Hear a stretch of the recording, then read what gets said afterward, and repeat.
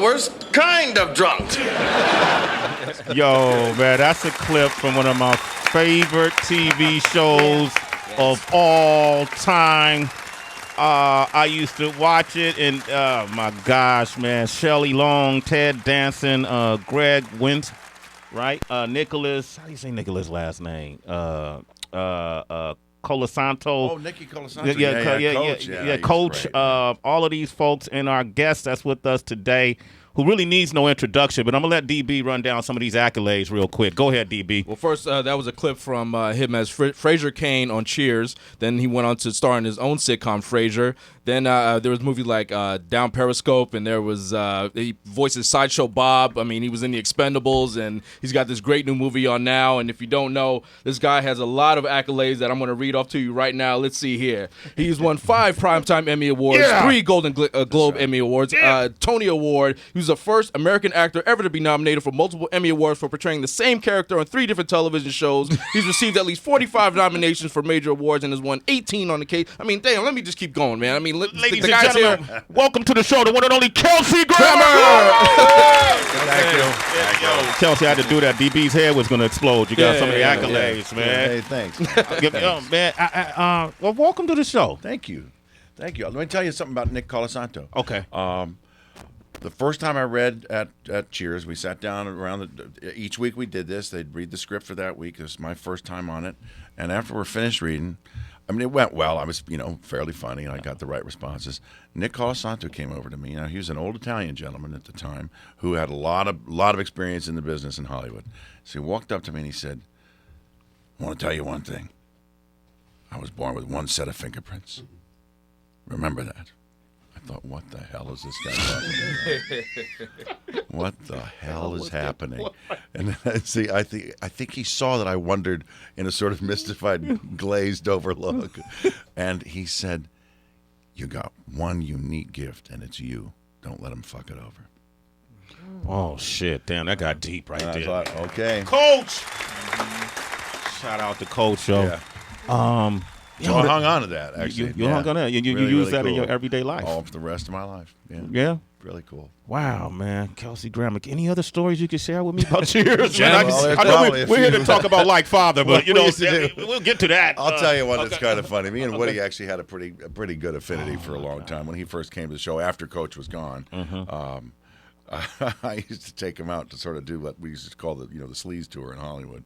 What was that? Which was now it doesn't, to cast no aspersions. We just called it that because we were acting like sleazy guys. Okay. So it was really our thing. Okay. But there were a couple of stations along the course that we had to go to, and I took Woody to all of them. Woody and his brother, and they got pretty messed up a few times, and so we broke him in. You broke him in, so to speak. Yeah. But Woody and I became foosball players.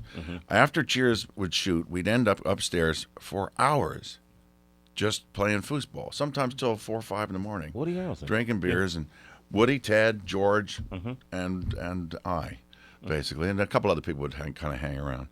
But so we were playing one time, and Woody was kind of known because he was a vegetarian. Right? He was one of the first kind of macrobiotic kind of health conscious guys, health food guys. Yep. He was particularly flatulent, and not pleasantly. Okay, so yeah, so it wasn't just an auditory thing; it was actually an olfactory thing as well. And as we're playing, he lets one go, and it actually almost knocked me off my feet. And I said, "Holy crap, I'm in the midst of a battle here, and my partner farts a taco on me." Kelsey Grammer. It was just funny. Oh, that's the last story. That's the last story you got, man. That's the last story. Man, you've done. We're going to talk about the movie Like Father, but you've done extremely well. You've done so well in your career, man. And I'm just curious we got a lot of people who are aspiring actors, producers, directors. Where have you made the bulk of your? Which area did you make the bulk of your money? What was most successful for you? Well, Frasier. Frasier. The show Frasier. I mean, Frasier was. Well, it was one of the top 10 shows for 10 years, 11 seasons, and that was lucrative at the time, especially because network television was kind of in its heyday and things were going along really well. And if the show is worth $1 billion, then I was worth 10% of it probably. Yeah. And so that was kind of where my money came from. Okay. Now most of that's gone. Okay, because of my ex-wife. Okay. So things are good there. She's enjoying that. Okay, good. Listen.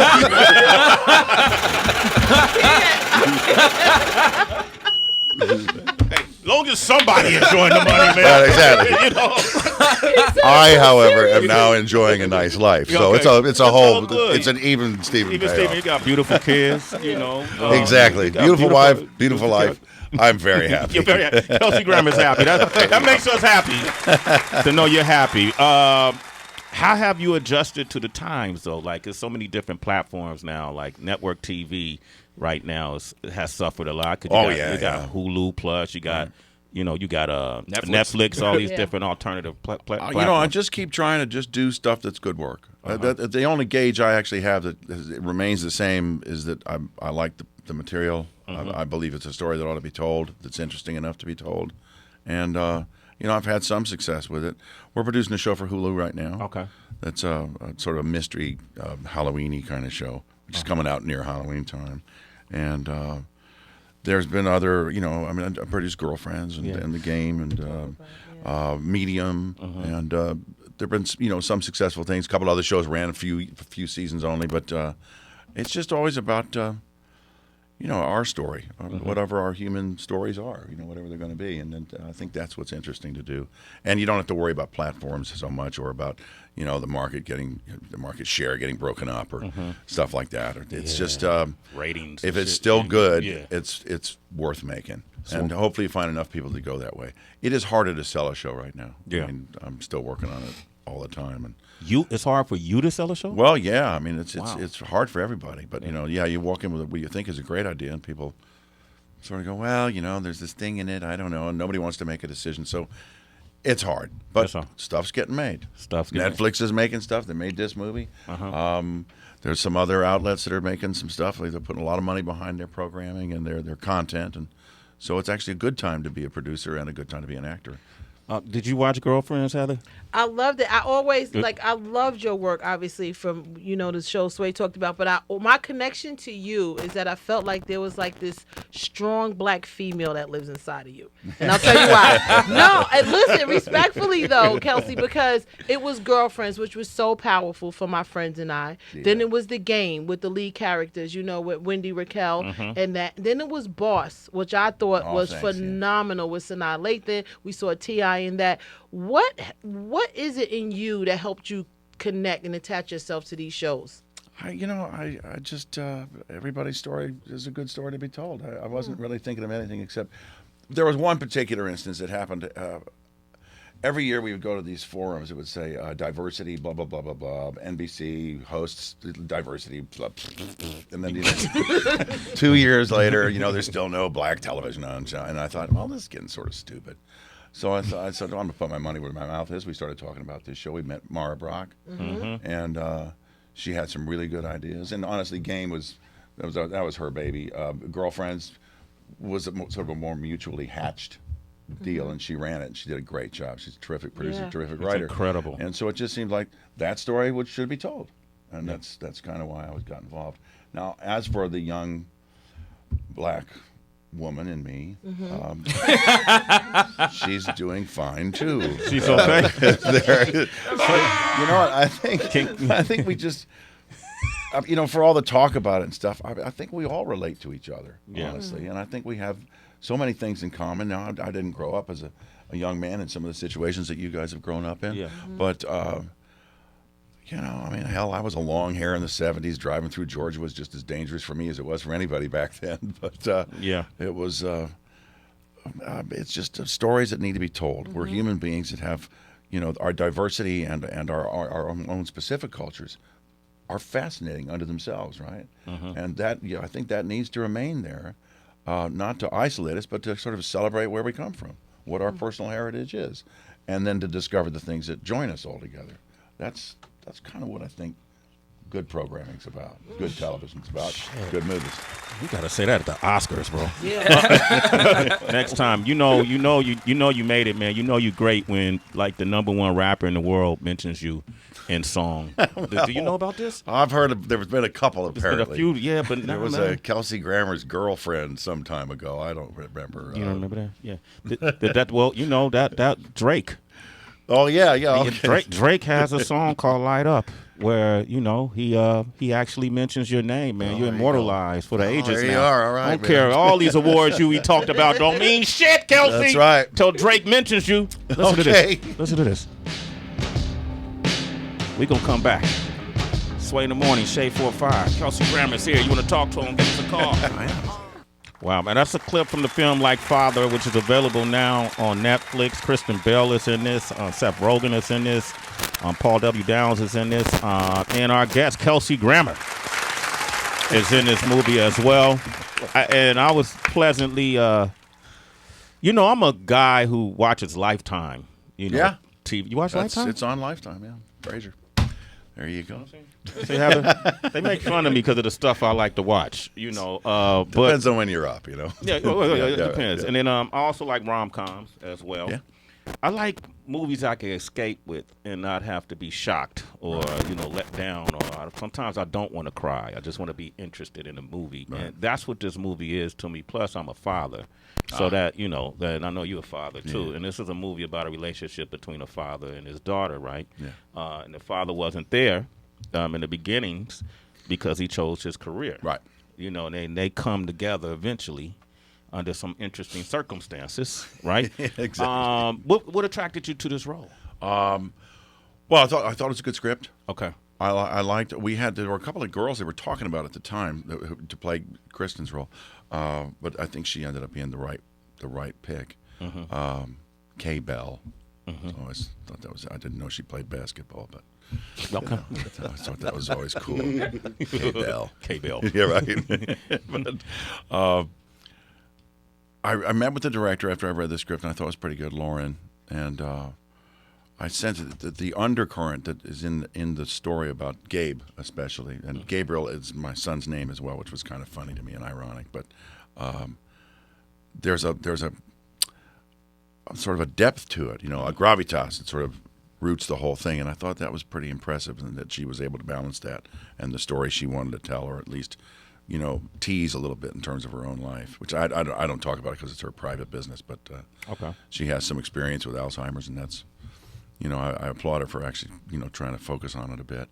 And then this thing about this love between these two people who have been out of love for a long time, father-daughter. There's no more profound kind of attachment than that, and they'd lost it. I think that's pretty cool to kind of rediscover. I'm also drawn to these, lately especially, grown men who haven't grown up yet. Yeah. And that's sort of like all of us. Yeah. And so it's a journey I like taking. Yeah. And in the end, of course, they agreed that they're gonna work on it, and I think that's really cool. Very realistic. Yeah. They didn't Yeah. walk away in the sunset holding hands. Yeah, like, right. You know No, what I mean? yeah, That was, exactly. Those things take time, right? Yeah, I just wanted, because I watched the movie, and in addition to you and Kristen, also starring Seth Rogen, he plays a character. he's pretty funny. His wife directed, wrote, and produced the movie, Yep. so she deserves a lot of credit as well. But as far as the plot goes, you and Kristen spend a lot of time working on trying to come back together. You asking for forgiveness, and her trying to find it in herself to forgive you. Usually you work on getting the chemistry together, but you had to be apart and have anger. How did you accomplish that? Because there's a lot of emotion in this. Yeah, well, you know what? She's just good. Kristen's really talented, and she knows what she's doing. She walks in with it. You don't actually have to go away or figure it out or anything. You just say, well, you get up in the morning, you read the scene, you say, oh, this is what we're doing. She just brings it right then and there, and it's great. And that makes it so easy. It's almost like not working, and it gets it over with quick. You get home early. Everybody's got families. Play some foosball. Yeah, right, exactly. Wait, but y'all get the script that morning, memorize it? Well, and no, go- okay. that's the way I like to work. Some people will, really dedicate their minds to it well before they're working on it, and they learn lines months before they shoot the show. I don't do that. I tend to do it that morning. I know where I've been. I've read the script maybe 20 times by the time I start shooting it. Okay, I see. And what it's you just sort of in my head anyway. And then when it comes to that morning, what we're going to shoot that day, there's a thing they put out called sides. Yeah. Or, and then they have mini sides. You can kind of sit there while you get your makeup on and learn your lines. And it's never, you're going to shoot 2 minutes of film possibly in 14 hours. For 2 minutes of film. Yeah. So you got enough time to learn your lines. Yeah. Okay. Yeah. I mean, if you have any memory at all, Left. Yeah, exactly. So I do that during sitting in the chair, and then it's kind of fresh. It's like a device I have just to keep it fresh and spontaneous. I got to pick up on that, because I've done a few cameos. Kelsey. Oh, have you? Okay. Yeah, most recently, I did something with Empire, man. And like you won a lot of awards playing the same character. Empire's yeah, that's pretty good. Yeah. No, that's all right. Yeah. Is T.I. on that too, or no? That's he hasn't done. Has T.I. done Empire yet? Maybe he made a cameo.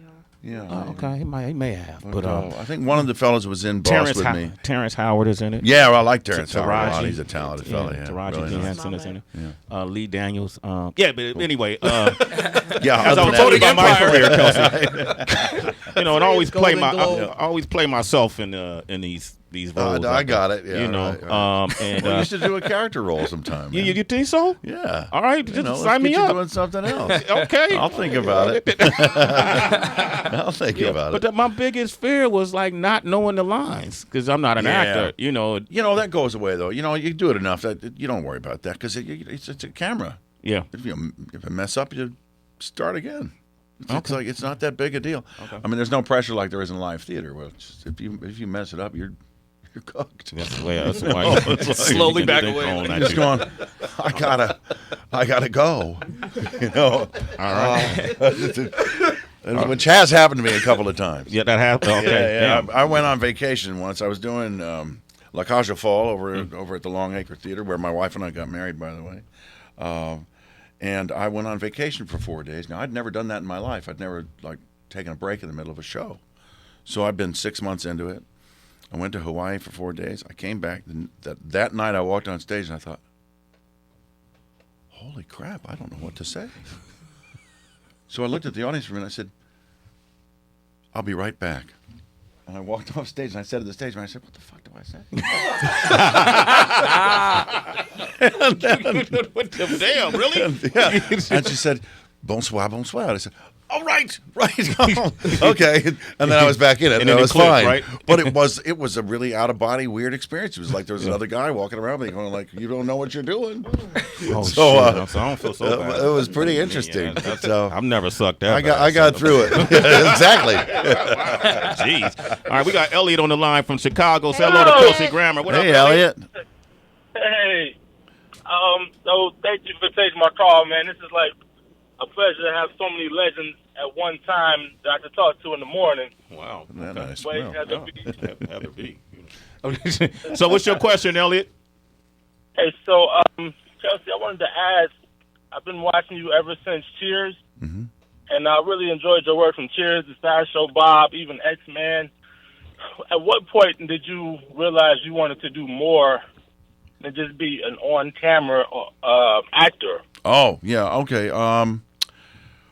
When Cheers finished up, I started thinking I wanted to get into the producing game a little bit. And a year into Frasier, which, blessing upon me from wherever, it was a success.